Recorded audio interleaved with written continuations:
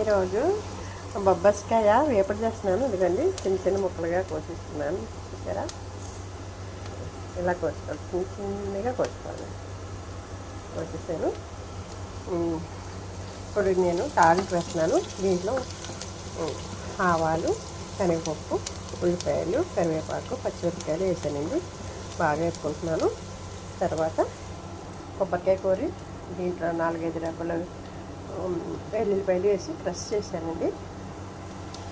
ఇది వేగిన తర్వాత బొబ్బస్కాయ దీంట్లో వేసేయాలి. ఇప్పుడు నేను దీంట్లో కొంచెం ఉప్పు వేసాను. బాగా వేగిన తర్వాత కొంచెం పసుపు వేస్తాను. తర్వాత ఈ బొబ్బస్కాయ దీంట్లో వేసేస్తానండి.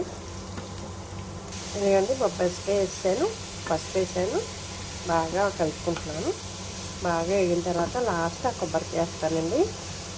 కొంచెం మగ్గిన తర్వాత ఇదండి బాగా వేగింది. ఇప్పుడు కొబ్బరికాయ కూర వేస్తున్నాను. ఉల్లిపాయలు, కొబ్బరికాయ కూర కలిపింది వేస్తాను.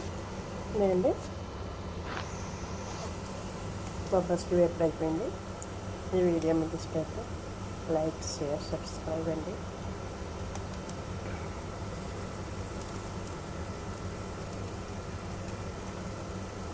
సూపర్ టేస్ట్ అండి, చాలా బాగుంది.